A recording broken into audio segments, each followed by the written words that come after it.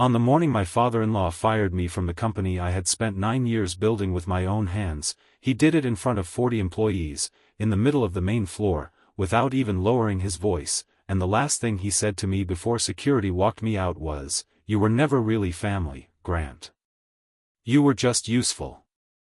I stood there in the parking lot 40 minutes later, my access badge cut in half in my pocket, and I picked up my phone and called the one person in that company who still owed me a debt he could never repay, and I said 4 words that would end up changing everything: freeze every account tonight. Before I tell you what happened next, if you believe in kindness, in forgiveness, in second chances, and in the quiet kind of justice that doesn't come with shouting but comes with truth, I want to ask you to like this video, leave a comment, share it with someone who needs a little hope today, and subscribe to our channel, because our community was built on stories exactly like this one, and I promise you, by the end of this, you'll understand why it matters so much to tell it.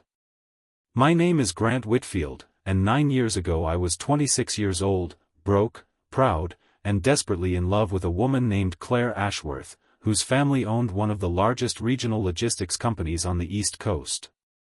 I met Claire at a community fundraiser, not at some gala her family had thrown, but at a small event for a children's literacy program where she was quietly volunteering, wearing jeans and a paint-stained sweater, laughing so easily that I forgot, for a moment, that people like her existed in the same world as people like me. I grew up the son of a truck mechanic and a school cafeteria worker in a town so small it didn't have its own zip code on some maps, and I never once dreamed I would fall in love with the daughter of Preston Ashworth, a man whose name was etched into the side of 40 warehouses across 3 states. Claire didn't care about any of that. She never once made me feel small for coming from nothing, and in the early days, that was the thing that made me love her more than anything else. We dated for 2 years before I proposed to her on a Tuesday afternoon in a public park, not because Tuesdays are romantic, but because that was the day she always said she felt most like herself, unhurried and unbothered by the expectations everyone else placed on her. Her mother, Diane, cried when she found out, though I never quite knew if they were tears of joy or tears of resignation. Her father, Preston, shook my hand with a grip that felt more like a warning than a welcome, and said only one sentence to me that entire evening: "Let's see if you're worth the trouble." For the first 3 years of our marriage, I worked construction, then moved into logistics coordination for a small regional carrier, learning everything I could about the industry that had built my wife's entire world. I studied on my lunch breaks, took night classes in supply chain management, and slowly, quietly, without ever asking for a handout, built a reputation as someone who understood freight routing and warehouse efficiency better than people twice my age with twice my education. When Preston's company hit a rough patch during a difficult year of rising fuel costs and shrinking margins, it was Claire who suggested, gently, almost apologetically, that her father consider bringing me on to help modernize the outdated routing systems that were bleeding the company dry. Preston resisted for months. He told Claire, in front of me, that he didn't need charity hires cluttering up his management team, that he built Ashworth Logistics from a single truck and a handshake, and he wasn't about to hand any part of it to a man who married into the family instead of earning his way in from the ground up.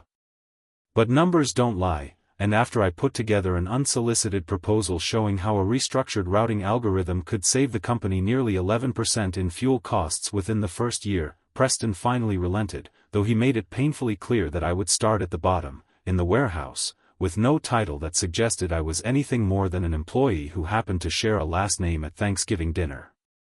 I didn't complain. I showed up every single day before sunrise, learned every corner of that company from the loading docks to the dispatch center, and within 4 years, I had helped increase efficiency across all 6 of their major hubs, cut delivery delays by nearly a third, and personally trained a logistics team that Preston himself would later brag about to his golfing friends, always leaving out the part about who had built it. I became director of operations, then vice president, and by year 7, I was quietly running nearly every operational decision that kept Ashworth Logistics profitable, while Preston spent more of his time at charity dinners and country clubs, taking credit for a company that, if I'm honest, I had rebuilt from the inside out. The one person at that company who saw exactly what I had done, who watched every late night and every impossible deadline I met, was a man named Walter Higgins, the company's chief financial officer. Walter had been with Ashworth Logistics since Preston's own father ran it, a soft-spoken man in his early 60s with kind eyes and a habit of remembering everyone's birthday, including the warehouse workers most executives never bothered to learn the names of.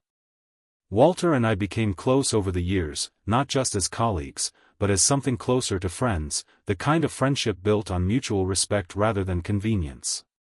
He used to tell me, half joking but with something serious underneath it, that I was the only reason the company's books still made sense, because I was the one who actually understood where the money should be going instead of where Preston wanted it to look like it was going.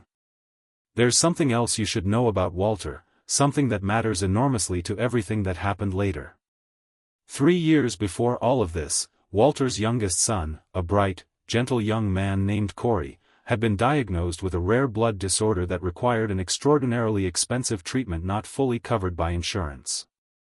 Walter had exhausted his savings within months, and when he finally, humiliatingly, asked Preston for an advance on his salary or some kind of company loan, Preston refused outright, telling him that Ashworth Logistics wasn't a charity and that personal problems needed to stay personal.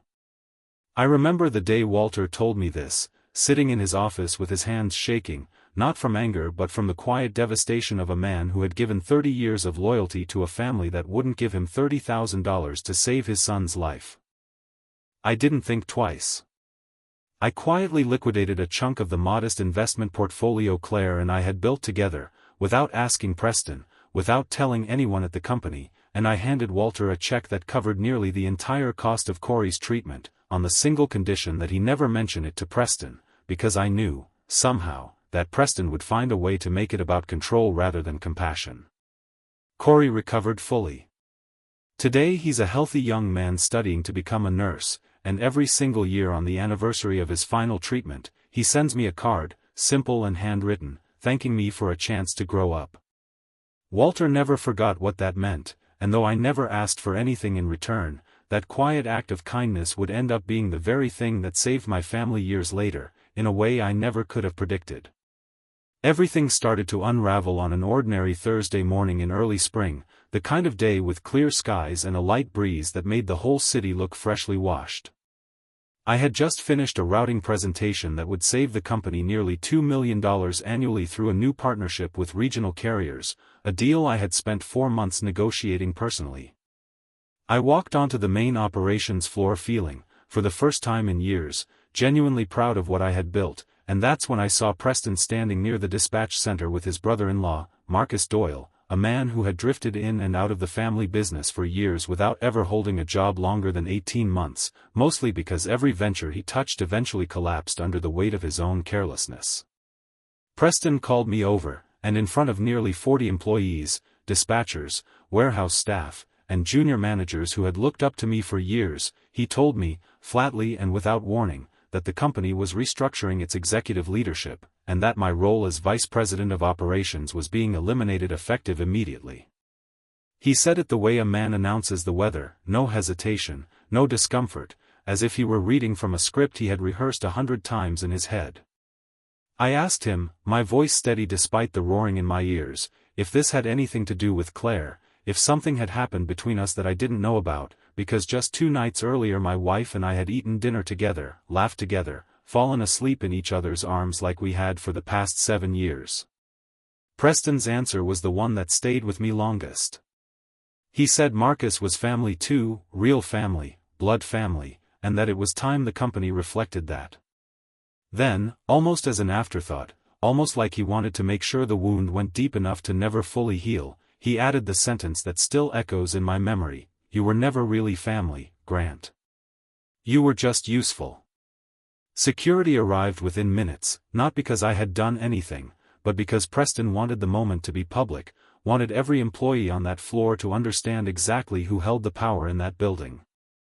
They walked me to my car with my personal belongings in a cardboard box, past coworkers who couldn't meet my eyes, past a company I had rebuilt with my bare hands, and out into a parking lot bathed in warm spring sunlight that felt, in that moment, deeply and cruelly indifferent to what was happening to me. I sat in my car for what felt like hours but was probably only minutes, staring at the building that held 9 years of my life, trying to understand how a man could erase an entire chapter of loyalty with a single sentence. My phone buzzed. It was Claire, texting to ask how my presentation had gone, completely unaware that her father had just gutted her husband's career in front of an audience. I didn't answer right away. Instead, I thought about every sacrifice I had made, every holiday spent working instead of celebrating, every promotion I had earned through merit while Preston took the credit at shareholder meetings, every moment I had chosen loyalty to this family over opportunities elsewhere that would have paid me more and respected me better. And then I thought about Walter. I want to pause here and be completely honest with you, because this story only means something if I tell it truthfully. In that parking lot, my first instinct wasn't revenge. It was grief. It was the particular, hollow ache of being discarded by people you loved, people you believed loved you back. But grief has a strange way of clarifying things, and somewhere underneath the hurt, a colder, clearer thought began to form, not born from cruelty, but from a need to protect the family I still had left, the one waiting for me at home. I called Walter. He picked up on the second ring, his voice immediately concerned because he could hear something in my breathing before I even said a word. I told him what happened, every detail, and I could hear him go quiet on the other end of the line, the particular silence of a man doing math in his head.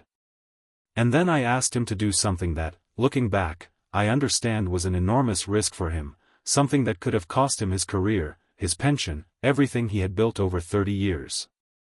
I asked him to freeze every corporate account tied to discretionary executive spending, effective that night, citing an internal compliance review, using the legitimate authority he held as CFO to pause any transactions until a formal audit could take place.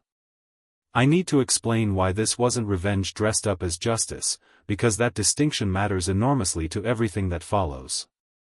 In the final months of my employment, while finalizing the carrier partnership deal, I had discovered irregularities in the company's expense reporting, specifically tied to Marcus Doyle, the very brother-in-law Preston had just replaced me with. Marcus had been quietly funneling company funds into a shell logistics consulting firm that didn't actually exist, a firm that existed only on paper, receiving nearly $400,000 in consulting fees over 18 months for services that were never rendered. I had flagged this to our internal audit team weeks earlier, following proper protocol, expecting a quiet investigation. Instead, Preston had personally intervened and shut the inquiry down, telling the audit team it was a family matter that didn't concern them. I hadn't told Claire yet. I hadn't told anyone outside of Walter and the two junior auditors who had helped me compile the initial findings, because I didn't want to blow up my marriage over her father's negligence unless I had absolute certainty. But the moment Preston fired me and installed Marcus in a position of even greater authority, I understood that the fraud wasn't going to stop. It was going to accelerate, and if nobody intervened, it wasn't just going to hurt Preston. It was going to hurt hundreds of employees who depended on that company for their paychecks, their healthcare, their children's school tuition, people who had nothing to do with the family drama unfolding above their heads. Freezing the accounts wasn't about punishing Preston for firing me. It was about stopping a fire before it burned down a building full of people who didn't deserve to lose everything because of one man's arrogance and another man's greed. Walter didn't hesitate for long.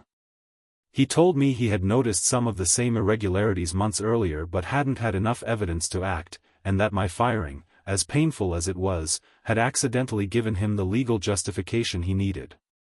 As CFO, he had full authority to initiate an emergency compliance freeze whenever there was credible suspicion of financial misconduct, a power designed precisely for moments like this, moments when family loyalty threatened to override fiduciary responsibility. That evening, while I sat at my kitchen table trying to figure out how to explain to Claire what had happened, Walter quietly initiated the freeze across every discretionary account, every executive expense line, and every outgoing wire transfer above a certain threshold, effective at midnight. Claire came home to find me sitting in the dark, not because I wanted theatrics, but because I genuinely hadn't thought to turn on the lights, lost entirely in the wreckage of the day. When she saw my face, she knew immediately that something was wrong, and when I told her what her father had said, what he had done, she went pale in a way I had never seen before. I watched something break in her, not our marriage, but her image of the man who raised her, the comfortable belief that whatever his flaws, her father was fundamentally fair. She sat down across from me and asked, very quietly, if I was going to be okay, and I told her the truth, I didn't know yet. But I told her, too, that there was something else she needed to know, something bigger than my job, and I explained everything about Marcus, about the shell company, about the audit Preston had buried. I want to tell you that Claire immediately sided with me completely, dramatically, without any complexity, but that wouldn't be honest, and this story deserves honesty. Claire loved her father, flawed as he was, and hearing that he had not only fired her husband but potentially covered up fraud within his own company shattered something in her that took weeks to even begin healing. She spent that first night in silence, staring at nothing, processing a version of her father she had never had to reckon with before.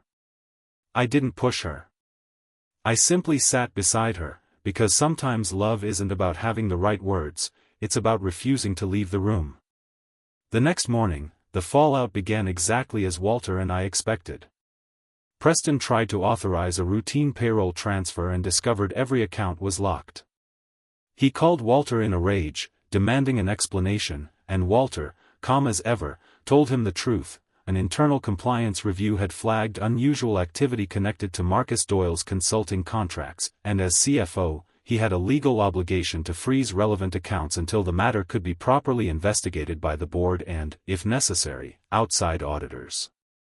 Preston tried to override him, tried to fire him on the spot the way he had fired me, but Walter calmly reminded him that unlike my position, his role as CFO was protected under the company's bylaws specifically to prevent this exact kind of executive interference during a fraud investigation, a safeguard put in place decades earlier by Preston's own father, a man who apparently understood something about family businesses that his son had forgotten.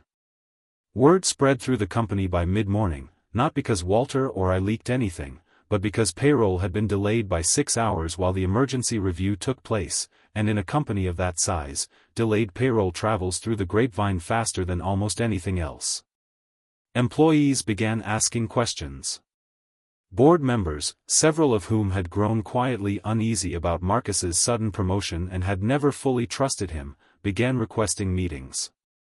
By that afternoon, an emergency board session was called, and Walter presented the financial irregularities he and I had documented months earlier, evidence that painted an unmistakable picture of fraud that Preston had knowingly suppressed to protect a family member. I wasn't in that boardroom. I had no right to be, not anymore. But Claire was, sitting quietly in the back as an observer because she still held a minority ownership stake inherited from her grandmother, and she told me everything afterward, her voice trembling as she recounted watching her father's face as board member after board member confronted him with numbers that couldn't be explained away. She told me her father tried, at first, to minimize it, to call it a misunderstanding, a paperwork error, but the evidence was too specific, too damning. $400,000 paid to a company with no employees, no office, no verifiable service history. When one board member asked directly whether Preston had shut down an internal audit specifically to protect Marcus, Preston went silent, and that silence, Claire said, was the loudest answer anyone in that room had ever heard. The board voted that same week to place Preston on an indefinite leave of absence pending a full independent investigation, and Marcus was terminated immediately, with the matter referred to outside legal counsel to determine whether criminal charges were warranted. I felt no satisfaction watching this unfold from a distance, only a strange, hollow sadness, because whatever Preston had done to me, he was still Claire's father, still the man who walked her down the aisle at our wedding, still the grandfather her someday children would hopefully know. I never wanted his downfall. I only wanted the truth to stop being buried under the weight of a wealthy family's comfort. In the weeks that followed, something happened that I hadn't expected, something that reshaped the entire trajectory of my life. Diane, Claire's mother, called me directly, her voice shaking, and asked to meet me for coffee, alone, without Claire, without Preston, without anyone else present. I almost didn't go, still raw from everything, still uncertain whether I was walking into another ambush dressed up as reconciliation. But something in her voice, a genuine, unpolished vulnerability I had rarely heard from her in 9 years, made me agree. We met at a small cafe near the harbor, sunlight scattering across the water outside the window, and Diane, a woman I had always experienced as composed and carefully controlled, sat across from me with her hands wrapped tightly around a coffee cup she never drank from. She told me she had known, on some level, that Preston treated me unfairly for years, that she had watched him take credit for ideas that weren't his, watched him introduce me at parties as Claire's husband, instead of by my actual title, watched him diminish 9 years of my devotion into something small and interchangeable. She said she had stayed silent because confronting Preston had never once, in 38 years of marriage, produced anything but resentment and stubbornness, so she had learned, slowly and sadly, to simply endure rather than fight. But watching him fall, watching the company nearly collapse under the weight of his own blindness, had cracked something open in her too. She told me that Preston, stripped of his position and facing the very real possibility of legal consequences, had finally, for the first time in her memory, admitted he was wrong, not in a grand dramatic speech, but in small, broken fragments over several difficult nights, admitting that he had let pride convince him loyalty only counted if it came with the right last name. Diane asked me, with tears she didn't bother hiding, whether there was any version of the future where I could find it in myself to forgive him, not for his sake, she said, but because she had watched what bitterness had done to him over the decades, and she didn't want that same bitterness to take root in me, or in her daughter's marriage, or in whatever children Claire and I might someday have. I didn't answer her right away. I told her I needed time, and she nodded like she expected nothing less, and we sat together in comfortable, aching silence, watching sailboats drift across the harbor in the early afternoon light. Before she left, she said one more thing that stayed with me for a long time afterward, that the measure of a man isn't what he does when he holds all the power, but what he chooses to do once that power is gone. I didn't know yet what I was going to choose. But the question settled into me, patient and persistent, refusing to let me go. Over the following month, the independent investigation confirmed everything Walter and I had documented. Marcus was formally charged with financial fraud, and though Preston himself hadn't directly stolen any funds, the investigation concluded he had knowingly obstructed an internal audit to shield a family member, a serious breach of fiduciary duty that led the board to permanently remove him from any operational role in the company, though his ownership stake, tied to decades of family history, remained largely intact. It was, in the end, a fall from grace rather than complete ruin, humbling rather than annihilating, which felt, to me, like a strangely fitting outcome for a man who had built an empire on the idea that blood mattered more than character, only to be undone by that very same belief. Walter, meanwhile, was appointed interim CEO by a unanimous board vote, a stunning turn for a man who had spent 30 years being quietly overlooked despite being the most competent, most trustworthy person in that entire building. In one of his first official acts, he called me personally, not to gloat, not even really to celebrate, but to ask, with the same humility he'd always carried, whether I would consider returning to Ashworth Logistics, not as a favor, not as a family obligation, but as Chief Operating Officer, a position that would formally recognize what I had unofficially been doing for years. He told me the board had reviewed my entire history with the company, every project, every efficiency I had built, and had concluded, independently of any personal relationship, that the company couldn't function at its best without me. I sat with that offer for nearly 2 weeks before I gave him an answer, because something had shifted in me during those difficult months, and I needed to understand what I actually wanted, separate from anger, separate from vindication, separate even from loyalty to Walter, who deserved my gratitude but not necessarily my entire future. I thought about the version of myself who had spent 9 years trying to prove his worth to a family that measured value in bloodlines rather than character, and I realized I didn't want to walk back into that building carrying the same need for approval that had shaped so much of my early career.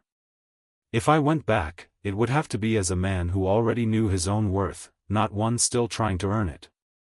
During those 2 weeks, Claire and I had the hardest, most honest conversations of our marriage. We talked about her father, about the childhood she'd had growing up in his shadow, always aware that his approval was conditional, always watching him treat kindness as a weakness and dominance as strength.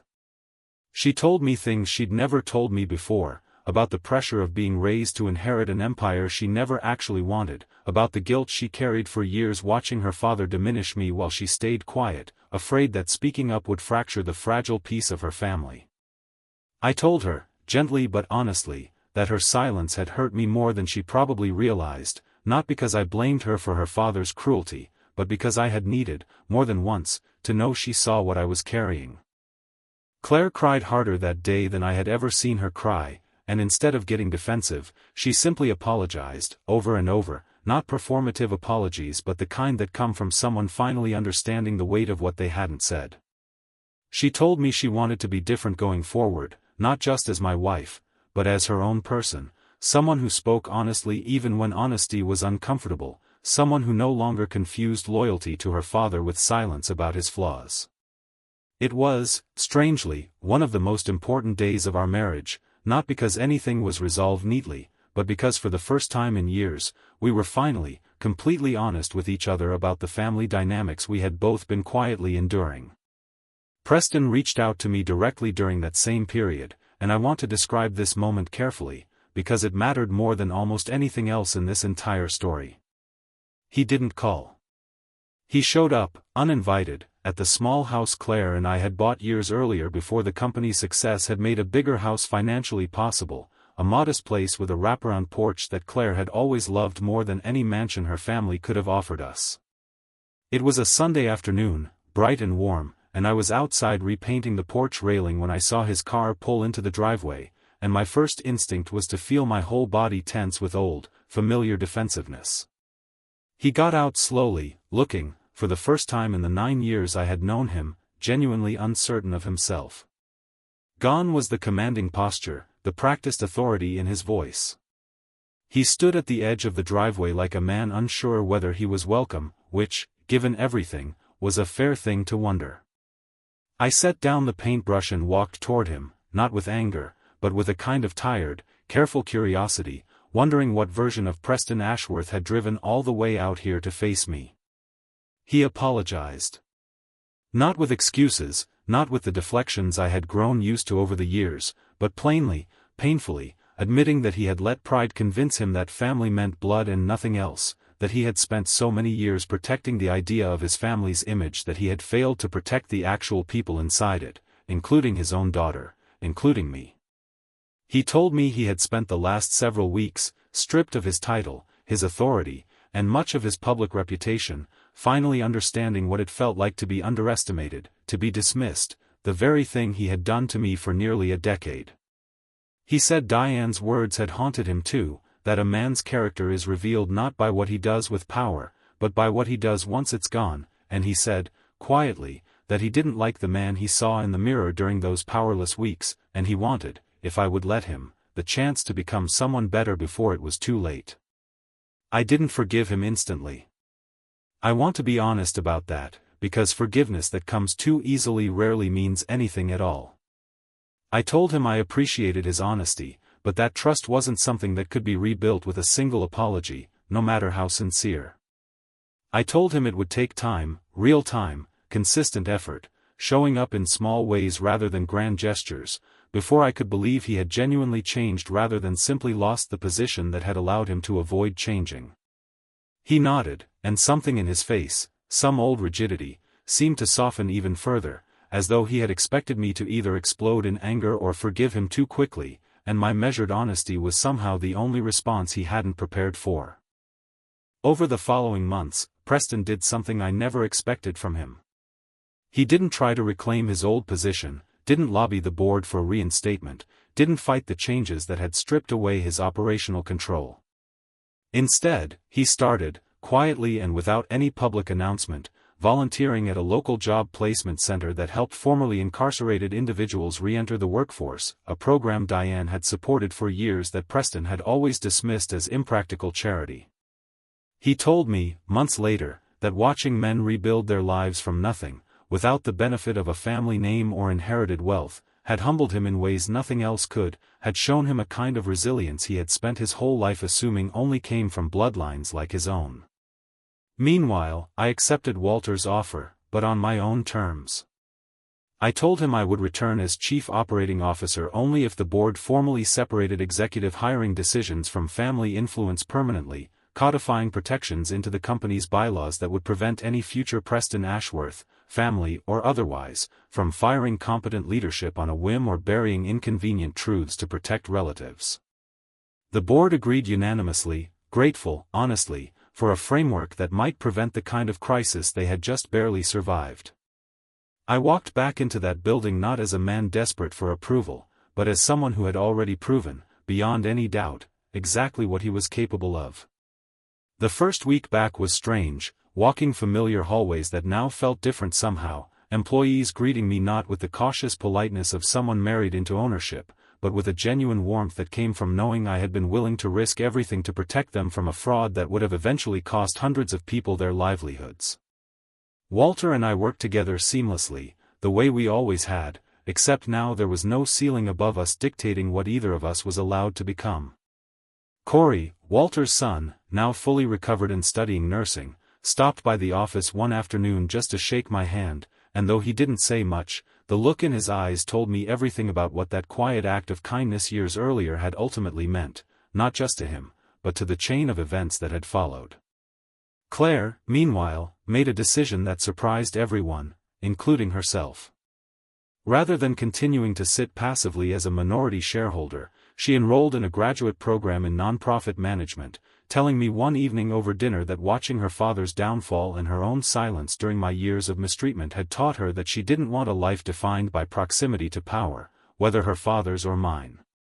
She wanted to build something of her own, something rooted in the values she had always admired in the volunteer work she'd done long before her family's wealth had ever entered our relationship.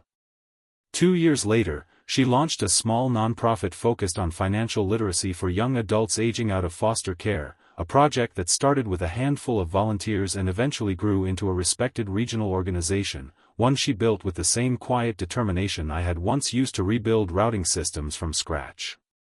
Diane became, in many ways, the emotional center that held our extended family together during this transition, hosting Sunday dinners that slowly, awkwardly, began to include Preston again, not as the domineering patriarch he once was, but as a humbler, more attentive presence, someone who asked questions instead of issuing statements, who listened more than he spoke.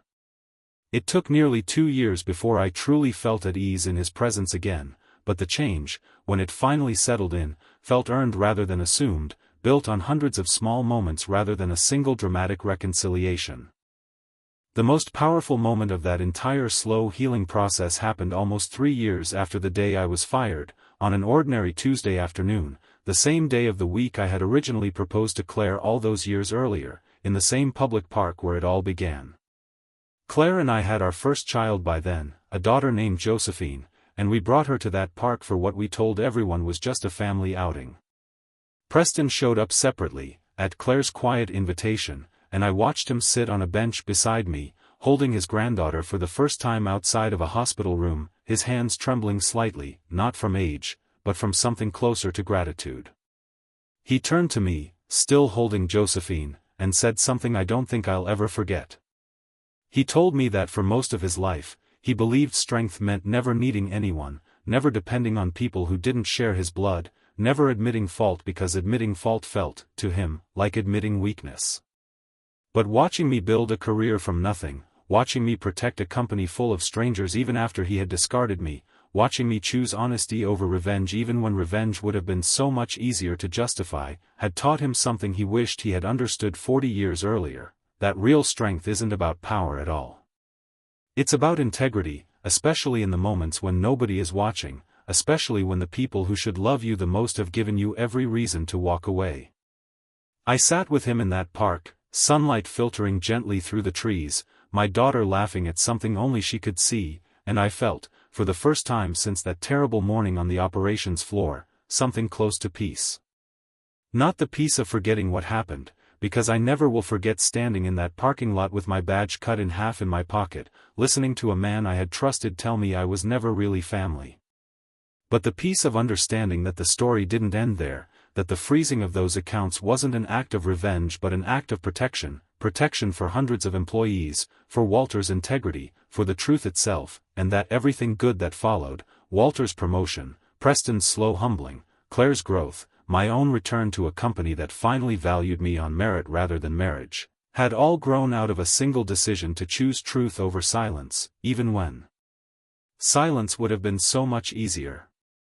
If this story touched something in you, if it reminded you that integrity matters even when it costs you everything, that family isn't only defined by blood, that forgiveness can exist alongside boundaries, and that sometimes the hardest, most painful moments in our lives are actually the beginning of something far better than what we lost, then I want to ask you to like this video, leave a meaningful comment, and share it with someone who might need this story today.